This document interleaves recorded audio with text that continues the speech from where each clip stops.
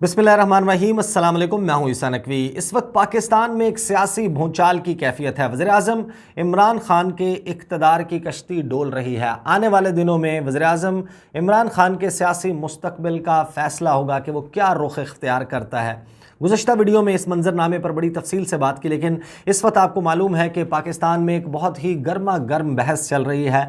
बहुत सारे लोग हैं जो ये यकीन रखते हैं कि वज़ीर आज़म इमरान खान का मौक़िफ़ दुरुस्त है, उनकी हुकूमत के ख़िलाफ़ वाकई एक बैनुल अक़वामी साजिश हुई है, अमरीका इस साजिश में मुलव्वस है और अमरीकी हुकूमत खान हुकूमत का ख़ात्मा चाहती है, पाकिस्तान में अपनी मर्ज़ी के लोगों को इक़्तिदार में लाना चाहती है। और फिर बहुत सारे लोग हैं जो इसका एक काउंटर आर्गूमेंट देते हैं। वो ये कहते हैं कि वज़ीर आज़म इमरान खान अपने इक़्तिदार को बचाने के लिए उन्होंने गुज़श्ता 2 से 3 हफ़्तों में ये सारी कहानी घड़ी है, इसका कोई बैकग्राउंड मौजूद नहीं है। आपको मालूम है कि मैं बड़ी तफसील से इन मामलात को अपने चैनल पर कवर करता हूं और गुज़श्ता तकरीबन 2 साल से ज़ायद का अरसा गुजर चुका। इसके ऊपर तवातर के साथ वीडियोस कर रहा हूं पाकिस्तान और अमेरिका के ताल्लुकात। गुज़श्ता वीडियो में मैंने आपसे वादा किया था कि एक सीरीज़ ऑफ वीडियोस करने जा रहा हूं, ख़ास तौर पर नवंबर 2020 जिस वक्त जो बाइडन इलेक्शन जीते और फिर जनवरी 2021 में जब उन्होंने सदारत का मनसब संभाला, उसके बाद से अब तक किस किस्म के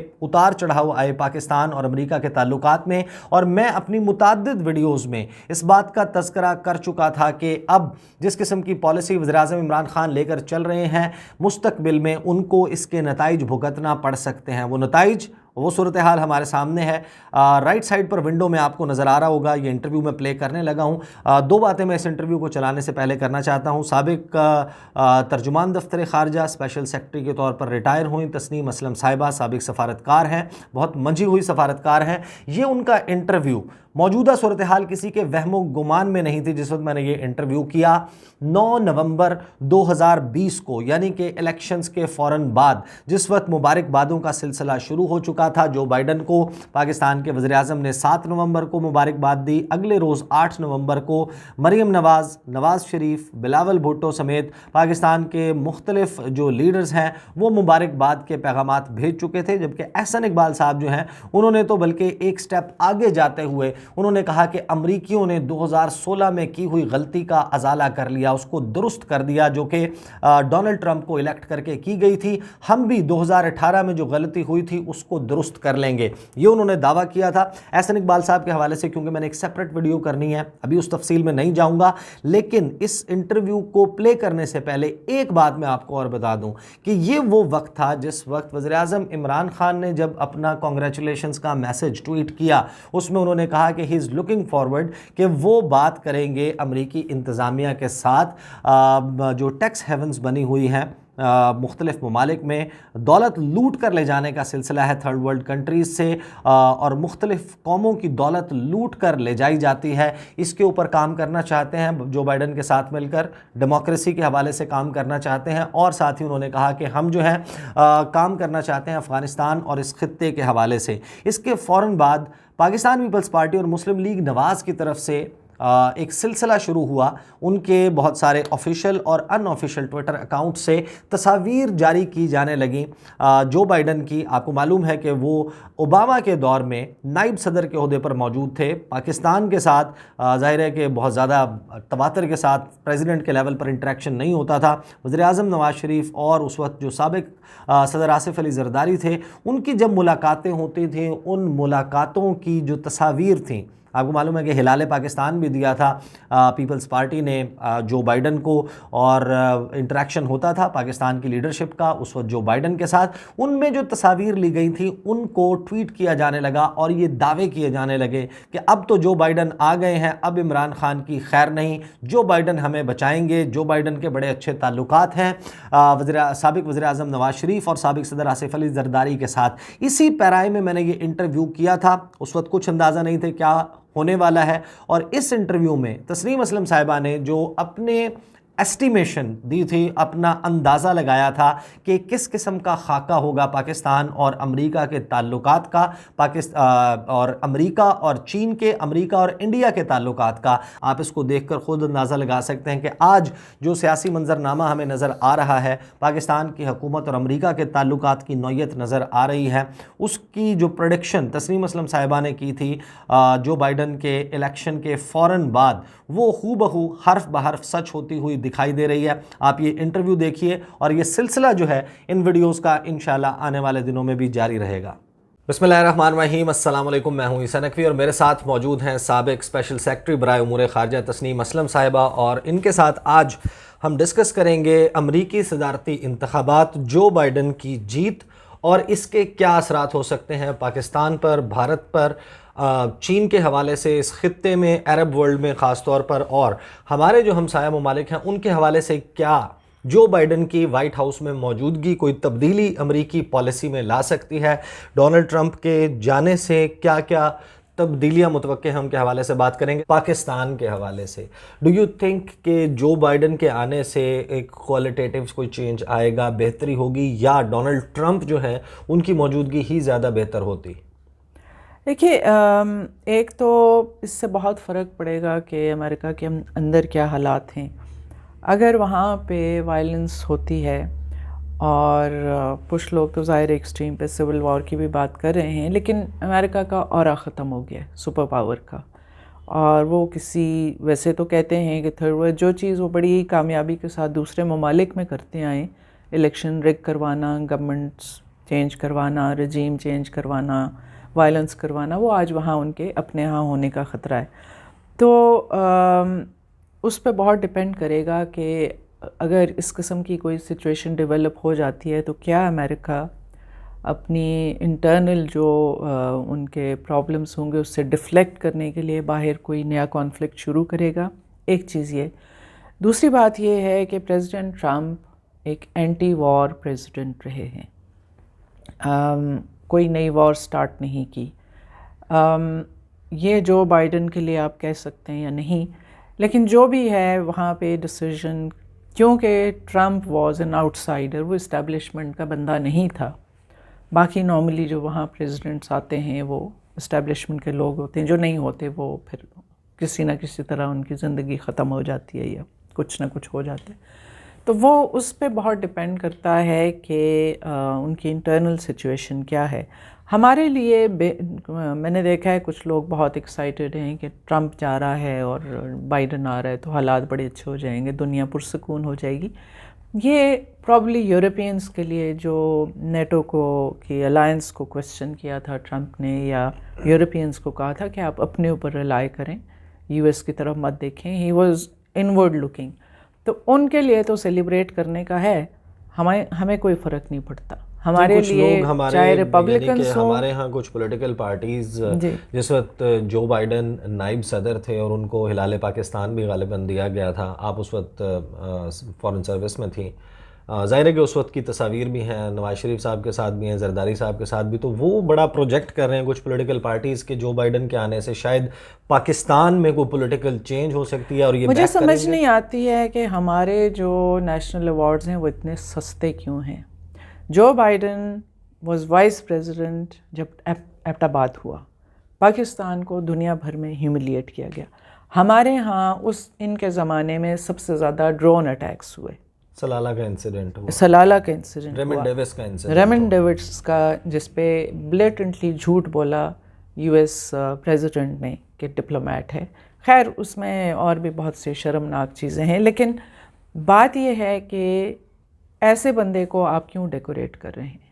ہمارے ایوارڈز اتنے سستے کیوں ہیں کہ, تو میں اس کو کوئی کرائٹیریا نہیں سمجھتی کہ کیونکہ ایوارڈ دیا گیا تھا, ہلال امتیاز دیا تو اس لیے وہ کوئی بہت پرو پاکستان ہے. ایسی بات نہیں ہے.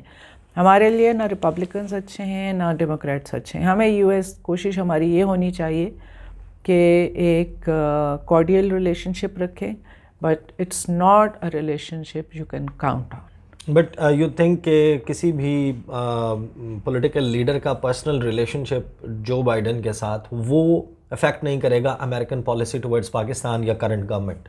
دیکھیں وہ تو یہ دیکھتے ہیں نا کہ ان کا جو ایجنڈا ہے پاکستان میں وہ کون کیری آؤٹ کر سکتا ہے، وہ میٹر کرتا ہے ان کے لیے.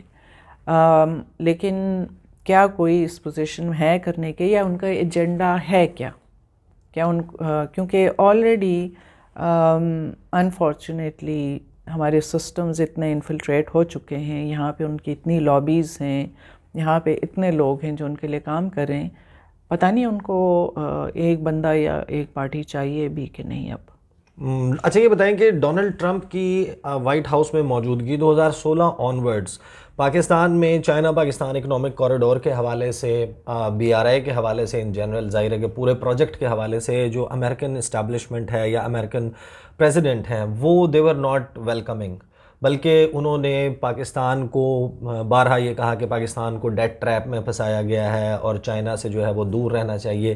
ڈو یو تھنک کہ ڈونلڈ ٹرمپ کے وائٹ ہاؤس سے چلے جانے اور جو بائیڈن کے آنے سے CPAC اور BRI کے حوالے سے جو ریزسٹنس ہے، امریکن ریزسٹنس، وہ ختم ہو جائے گی، کم ہو جائے گی؟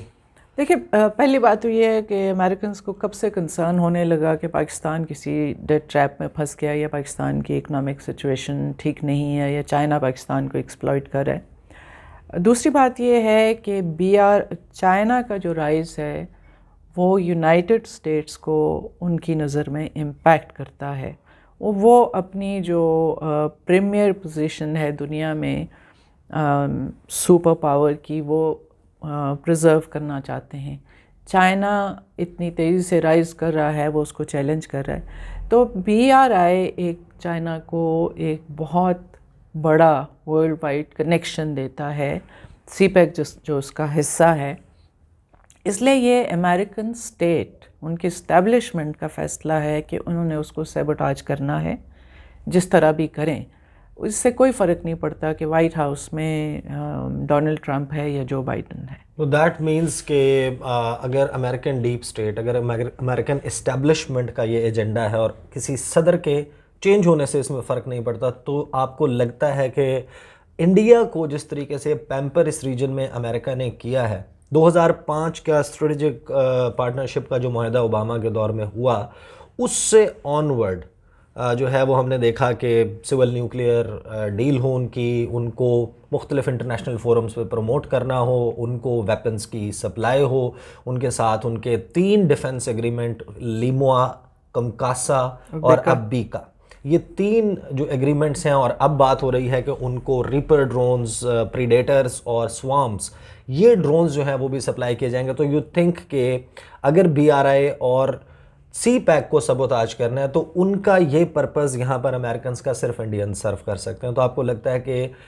ٹرمپ کے جانے کے باوجود was considered very close to Narendra Modi, اور جو بائیڈن کے آنے سے بھی کوئی فرق نہیں پڑے گا، انڈیا کو اسی طریقے سے فیسیلیٹیٹ کرے گا امریکہ، بلکہ اس کو بڑھاوا دے گا against China and Pakistan?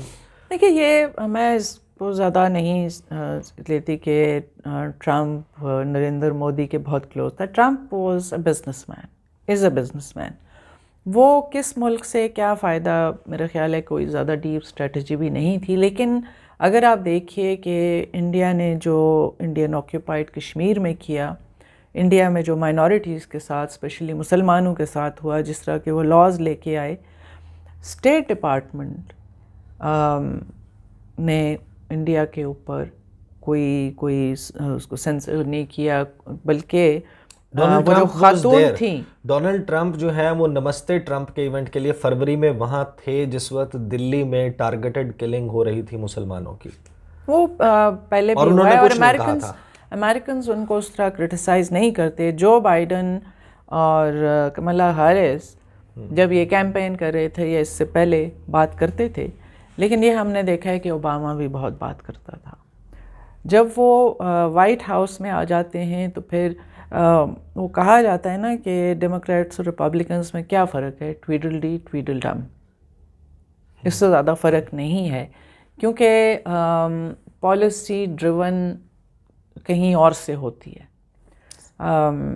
As of now we نو کہ 2019 اس میں اسٹیٹمنٹ موجود ہے جو بائیڈن کی، اس کے بعد کملا ہارس کی جو ہے وہ اسٹیٹمنٹس موجود ہیں جو بائیڈن کی اس حوالے سے آرٹیکل 370 کے ایبروگیشن پہ ہے، کملا ہارس کی کشمیریز کے ان کے رائٹس کے حوالے سے ہے، اور سٹیزن شپ امینڈمنٹ ایکٹ اور نیشنل رجسٹر آف سٹیزنز ان کو کرٹیسائز کیا ہے جو بائیڈن نے، لیکن تسنیم اسلم صاحبہ کے خیال میں اس سے فرق نہیں پڑے گا، کیونکہ جس وقت وائٹ ہاؤس میں آتے ہیں تو رنگ جو ہے وہ اسی رنگ میں رنگ جاتے ہیں جو امریکن اسٹیبلشمنٹ کا رنگ ہوتا ہے۔ چائنا بہت میجر فیکٹر ہے کہ American policy towards this region, this is what I believe, کہ وہ چائنا کے پرزم سے، چائنا کے اینگل سے جو ہے وہ ڈیوائز ہوتی ہے۔ اب پاکستان کے حوالے سے اگر پرائم منسٹر آف پاکستان یہ کہتے ہیں کہ ہمارا فیوچر جو ہے وہ چائنا کے ساتھ جڑا ہوا ہے، اب اس صورتحال میں امریکہ جس سٹیج پر کولڈ وار کو لے گیا کہ بہت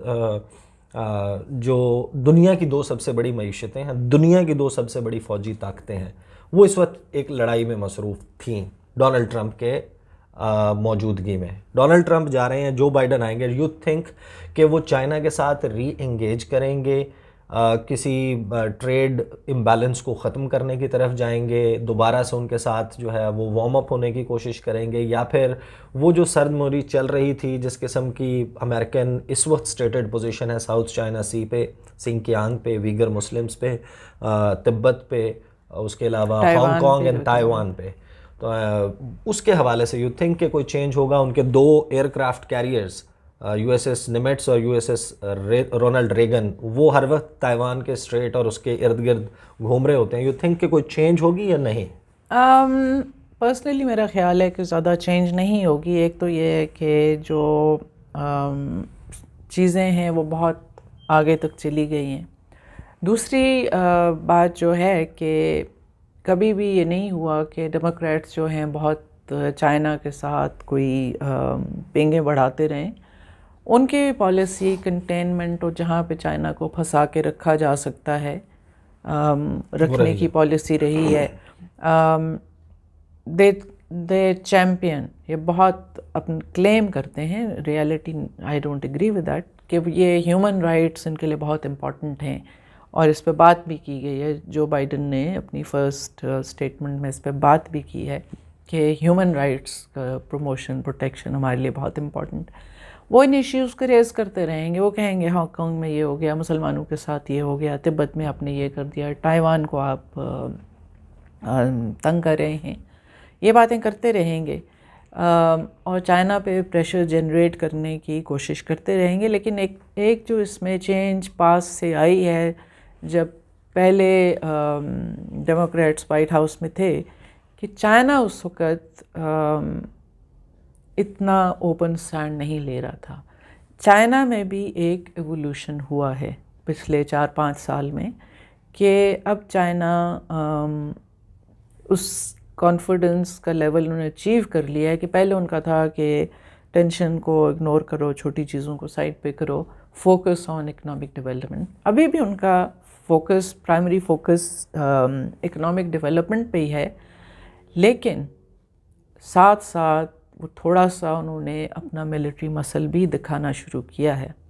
تو جو سچویشن ہے، جو سٹینڈ یو ایس لے رہا ہے، China is not going to take it lying down. تو مجھے نظر نہیں آتا کہ کس طرح اب یہ اس سے ریٹریکٹ کریں گے جو انہوں نے کر لیا۔ ایشیا پیسیفک، انڈو پیسیفک جس کو وہ کہتے ہیں، یہ ایکچولی ڈیموکریٹس کے زمانے میں سٹارٹ ہوا تھا، اور پھر آپ نے جو پاکستان کو بھی کلب کر دیا تھا ود افغانستان، ایف پاک، جی، وہ بھی اسی انہی کے اوباما کے دور میں رچرڈ ہالبروک، اور ہم نے بڑے خندہ پیشانی کے ساتھ ایکسیپٹ بھی کر لیا تھا۔